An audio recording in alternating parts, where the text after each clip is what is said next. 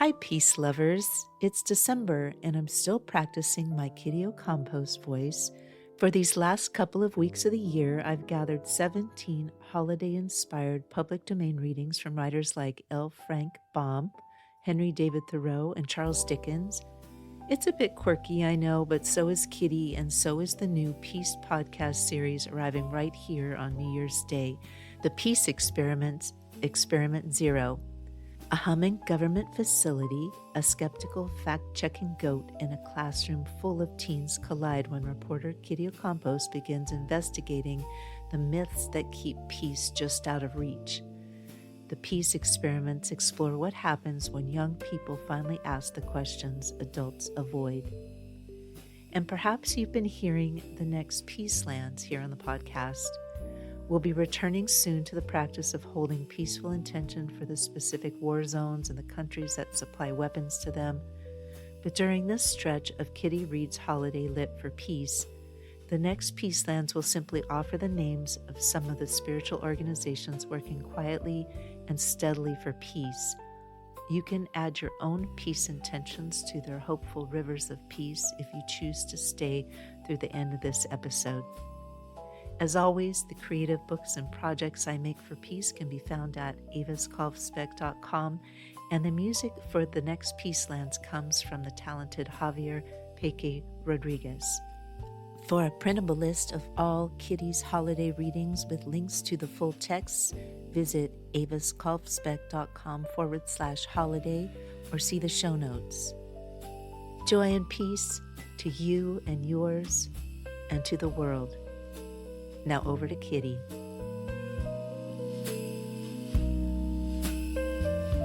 Today's reading comes from Henry David Thoreau, the American naturalist who believed that careful attention to the world was a form of moral practice. Long before he lived at Walden Pond, Thoreau had been studying the woods, the weather, and the habits of creatures most folks walk past without a glance.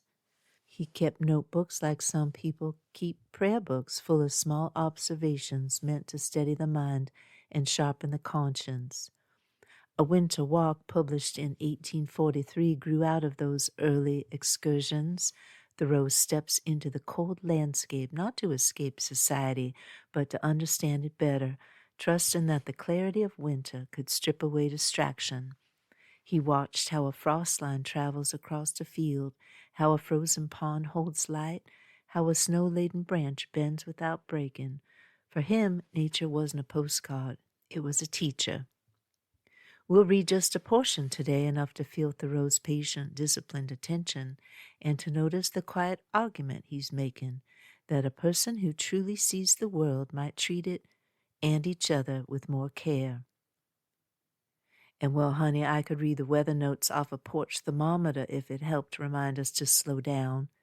Sometimes the simplest observations are the ones that open the door to peace, especially when nobody, for goodness sake, is holding a gosh darn gun. Following is an excerpt from A Winter Walk by Henry David Thoreau. The wind has gently murmured through the blinds or puffed with feathery softness against the windows and occasionally sighed like a summer zephyr lifting the leaves along the lifelong night.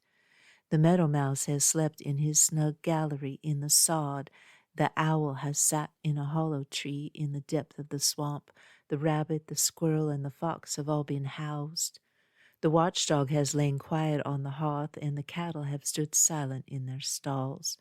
The earth itself has slept, as it were its first, not its last sleep, save when some street sign or woodhouse door has faintly creaked upon its hinge, cheering forlorn nature at her midnight work, the only sound awake twixt Venus and Mars, advertising us of a remote inward warmth, a divine cheer and fellowship where gods are met together, but where it is very bleak for men to stand.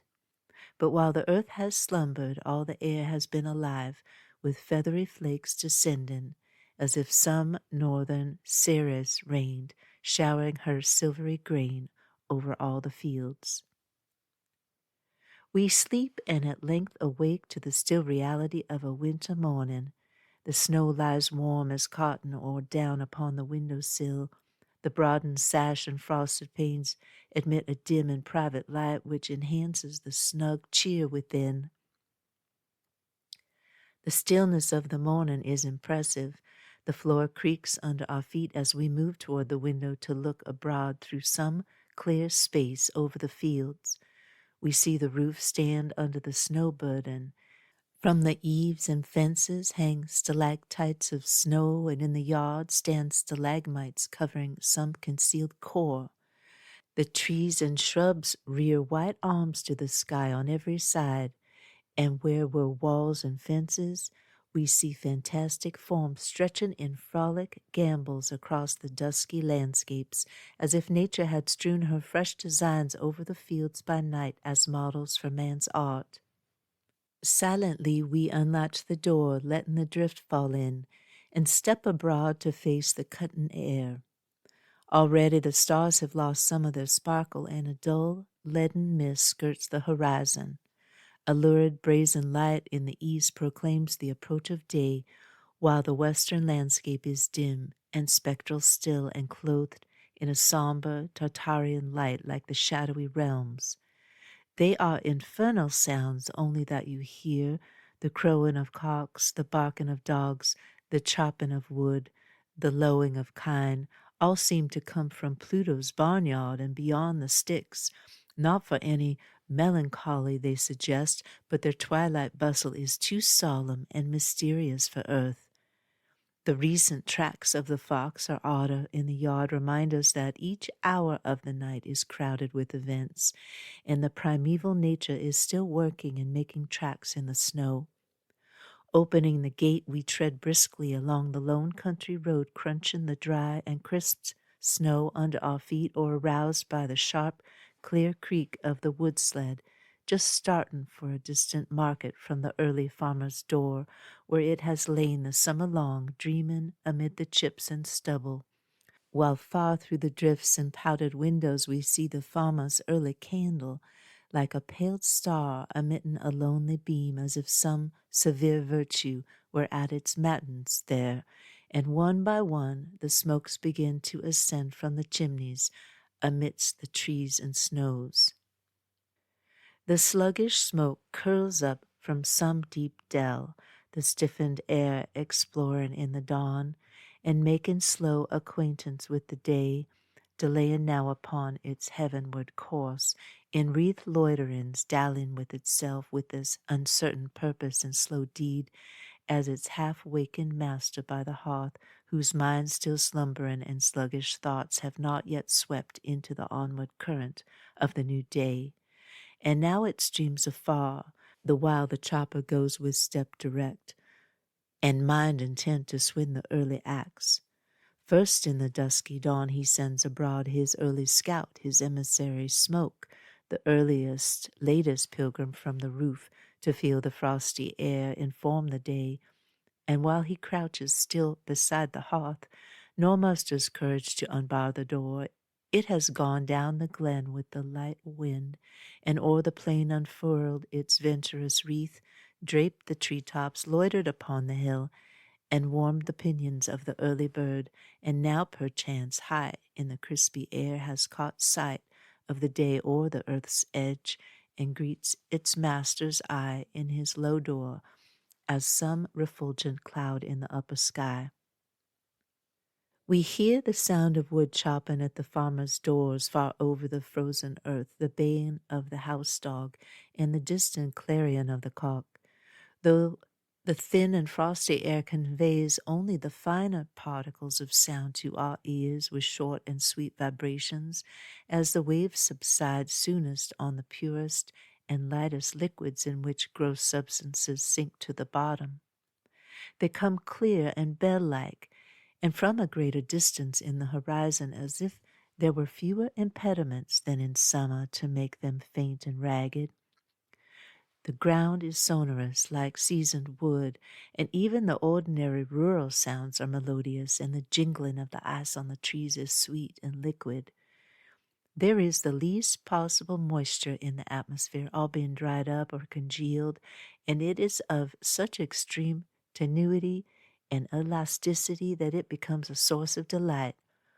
The withdrawn and tense sky seems growing like the aisles of a cathedral, and the polished air sparkles as if there were crystals of ice floating in it, as they who have resided in Greenland tell us that when it freezes, the sea smokes like the burning turfland, and a fog of mist arises called frost smoke, which cotton smoke frequently raises blisters on the face and hands and is very pernicious to the health. But this pure stinging cold is an elixir to the lungs, and not so much a frozen mist as a crystallized midsummer haze, refined and purified by the cold.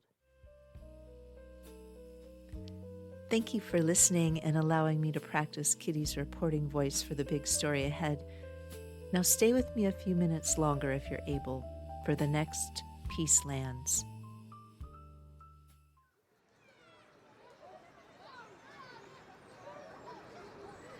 Following is a special holiday edition of the Next Peacelands, where we pause on listing the war zones and weapons suppliers. Instead, we rest our intention of peace on a few of the spiritual organizations working tirelessly toward peace. While this list is far from comprehensive, the total number of organizations, large and small, would number in the thousands if we included all who work daily for peace. I ask that you consider taking this time to add your own intention of peace to those working daily toward that goal. Mennonite Central Committee. Peace is here. Community of Santa Hidio. Peace is here. The Network for Religious and Traditional Peacemakers. Peace is here. Religions for Peace. Peace is here. Pax Christi International. Peace is here. American Friends Service Committee. Peace is here. Lutheran Peace Fellowship. Peace is here. The International Fellowship of Reconciliation. Peace is here. Baptist Peace Fellowship. Peace is here. Community Peacemaker Teams. Peace is here. Episcopal Peace Fellowship.